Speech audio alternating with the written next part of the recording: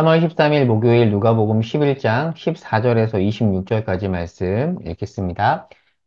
예수께서 한 말 못하게 하는 귀신을 쫓아내시니 귀신이 나가매 말 못하는 사람이 말하는지라 무리들이 놀랍게 여겼으나 그 중에 더러는 말하기를 그가 귀신의 왕 바알세부를 힘입어 귀신을 쫓아낸다 하고 또 더러는 예수를 시험하여 하늘로부터 오는 표적을 구하니 예수께서 그들의 생각을 아시고 이르시되 스스로 분쟁하는 나라마다 황폐하여지며 스스로 분쟁하는 집은 무너지느니라. 너희 말이 내가 바알세부를 힘입어 귀신을 쫓아낸다 하니 만일 사탄이 스스로 분쟁하면 그의 나라가 어떻게 서겠느냐? 내가 바알세부를 힘입어 귀신을 쫓아내면 너희 아들들은 누구를 힘입어 쫓아내느냐? 그러므로 그들이 너희 재판관이 되리라. 그러나 내가 만일 하나님의 손을 힘입어 귀신을 쫓아낸다면 하나님의 나라가 이미 너희에게 임하였느니라. 강한 자가 무장을 하고 자기 집을 지킬 때에는 그 소유가 안전하되 더 강한 자가 와서 그를 굴복시킬 때에는 그가 믿던 무장을 빼앗고 그의 재물을 나누느니라. 나와 함께 하지 아니하는 자는 나를 반대하는 자요 나와 함께 모으지 아니하는 자는 해치는 자니라. 더러운 귀신이 사람에게서 나갔을 때 물 없는 곳으로 다니며 쉬기를 구하되 얻지 못하고 이에 이르되 내가 나온 내 집으로 돌아가리라 하고 가서 보니 그 집이 청소되고 수리되었거늘 이에 가서 저보다 더 악한 귀신 일곱을 데리고 들어가서 거하니 그 사람의 나중 형편이 전보다 더 심하게 되느니라. 아멘. 예수님이 말 못하게 하는 귀신을 쫓아냅니다. 말 못하는 귀신이 아니라 말 못하게, 네, 못하네요. 자, 말 못하게 하는 귀신을 쫓아냅니다.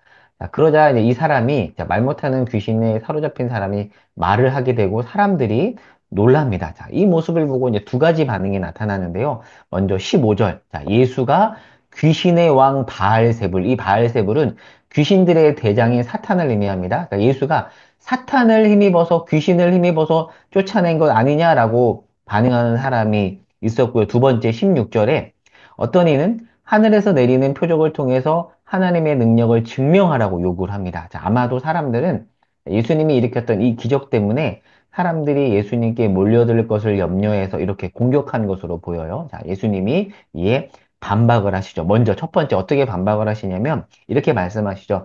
내가 만약에 사탄을 힘입어서 쫓아냈다면, 귀신을 쫓아냈다면, 귀신이 귀신을 내쫓는 격 아니냐. 여러분, 얼마 전에 주일 설교 때 제가 나누었는데요. 귀신은 사탄의 졸개예요. 그러니까 귀신을 힘입어서 귀신을 쫓아냈다면 귀신이 귀신을 내쫓는 것이잖아. 아니야. 그러니까 논리적으로도 맞지 않잖아. 라고 지금 예수님이 말씀하고 있는 겁니다. 그러니까 예수님은 강한 자인 사탄보다 내가 더 강하다. 라고 말씀을 하세요. 자, 그리고 이어서 19절에 보면 예수님이 너희 아들들은 누구를 힘입어 쫓아내느냐라고 바리새인들에게 얘기하거든요. 그러니까 바리새인들도 귀신을 쫓아냈다라는 것을 여기를 통해서 알 수 있거든요. 이 당시 유대 문헌 기록에 따르면 바리새인의 제자들 중에서도 종종 악한 영을 내쫓는 경우가 있었대요. 그러니까 이것을 염두에 두고 자, 바리새인들도 귀신을 내쫓는 일을 인정한다면 너희들도 귀신을 힘입어서 쫓아낸 것 아니냐? 이렇게 지금 예수님이 반박하시는 겁니다. 자, 이어서 20절에 보면 예수님이 하나님의 손을 힘입어서 귀신을 쫓아냈다고 하는데요. 같은 사건을 다룬 마태복음에 보면 이 손이라는 단어가 성령으로 번역되어 있습니다. 그러니까 예수님은 성령을 힘입어서 귀신을 쫓아낸 것이기 때문에 예수님과 귀신은 같은 편이 아닌 거죠. 자, 이렇게 해서 귀신이 쫓아나갔고요. 그 자리에 하나님께서 함께 하시죠. 자, 이어서 20절에 보면 예수님이 하나님의 나라가 이미 임했다라고 하십니다. 바리새인들은 정치적인 메시아를 기다렸거든요. 정치적인 메시아를 통한 하나님의 나라를 소망했지만 예수님은 그들에게 아니야, 이미 나를 통해서 하나님의 나라가 이미 임했다라고 했습니다. 하지만 이들 바리새인들 안에는 욕망이 있었거든요. 자신들의 욕망이 투영된 하나님 나라를 꿈꾸면서 예수님을 메시아로 받아들이지 못하고 이들은 결국 사탄과 한통속이 되어가고 있습니다.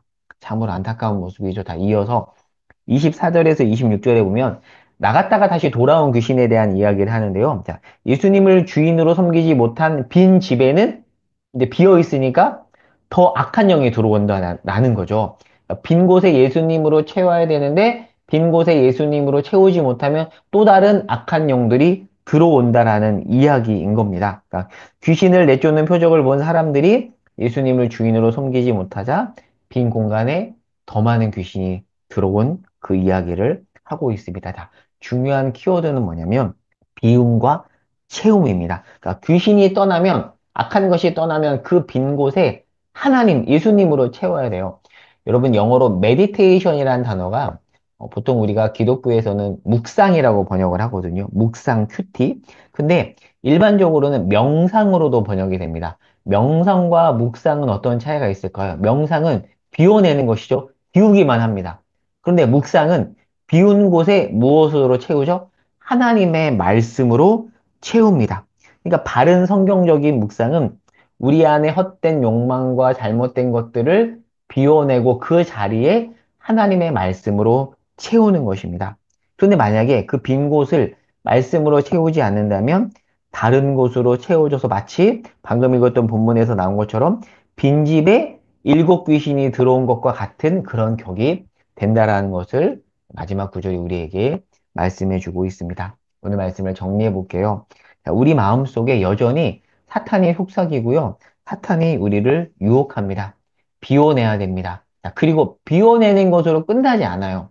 그 안에 하나님의 말씀으로 채워야 합니다. 다른 것으로 채우면 안 됩니다. 비우는 것으로 끝나지 않고 말씀으로 채워야 되는데요. 그랬을 때 20절에서 말한 이미 임한 하나님의 나라를 우리는 충만하게 누릴 수가 있는 것이죠. 자, 귀신 들림이라는 표현을 제가 적어놨는데요. 귀신 들렸다라는 것은 참 무서운 표현이잖아요. 그런데 우리도 귀신 들릴 수 있습니다. 어떻게 해요? 만약에 우리가 잘못된 것을 비워내고 그 안에 하나님의 것으로 채우지 않고 또 다른 헛된 것으로 채운다면 그 헛된 것은 귀신의 속삭임이기 때문에 그런 우리의 모습은 귀신 들린 모습과 별반 다를 게 없다라고까지도 이야기할 수 있다라는 거죠. 그러니까 우리 안에 사탄의 어떤 욕망, 사탄의 잘못된 가르침으로 우리가 가득 채워져 있다면 우리는 귀신 들린 자라고도 할 수가 있습니다. 너무 센 표현 같나요? 그러나 그렇게도 말할 수 있습니다. 우리의 빈 자리에 헛된 욕망, 헛된 소리가 아니라 참된 하나님의 것이 가득 채워질 수 있기를 소망합니다. 여러분에게 이 3번 질문으로 도전적인 질문을 드립니다. 여러분은 지금 무엇을 마음에 채우고 있습니까? 여러분이 채우고 있는 것이 진정 하나님 나라의 가치에 부합하고 있습니까? 아니라면 그것들을 과감히 비워내시고 하나님의 것으로 가득 채울 수 있기를 바랍니다. 기도하겠습니다. 하나님, 헛된 것을 비워냅니다. 그 자리에 하나님의 것으로 채웁니다. 하나님, 혹여나 우리가 하나님 나라에 부합되지 않는 잘못된 것을 채우고 있다라면 주님, 우리에게 분별력을 주셔서 그러한 우리의 모습에서 돌이키게 하옵소서. 돌이킴의 은혜가 있게 하옵소서. 예수님의 이름으로 기도합니다. 아멘.